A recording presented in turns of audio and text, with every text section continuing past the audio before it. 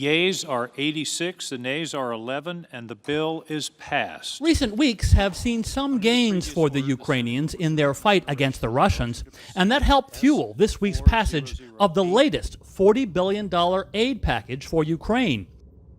Never in U.S. history has America spent so much money on one country in less than a year, but the largest number of U.S. lawmakers this time said no. A noble cause, no doubt, a cause for which I have great sympathy and support, but a cause for which the Constitution does not sanction or approve of. Analysts say ongoing high food prices and food shortages, supply chain problems, and high gas prices have been caused at least partly by the Ukraine conflict, and those will likely push more Republicans and Americans in general to support a return to the so-called America First agenda of former President Donald Trump. It will aid those who are saying, why are we spending money in Ukraine when we should be spending it at home? How far that tilt back to the domestic agenda goes remains to be seen. A poll this month by the Pew Research Center found that 12% of U.S. adults now think the country is providing too much support to Ukraine. That's up from 7% in March.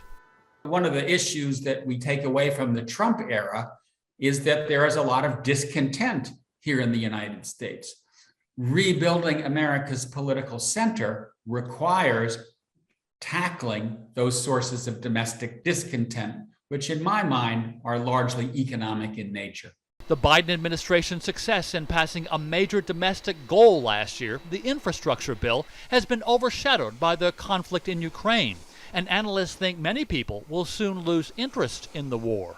Wars initially galvanized the country, wall-to-wall television coverage, and then unfortunately they normalize and people pay less attention and television channels start covering other issues. So there will be inevitably a fall off of the attention that Ukraine gets in the United States. Most analysts feel that Washington does have the resources to walk and chew gum at the same time, to help push the Russians out of Ukraine and to invest in working people here in the U.S. Andy Roaston, TRT World, Washington.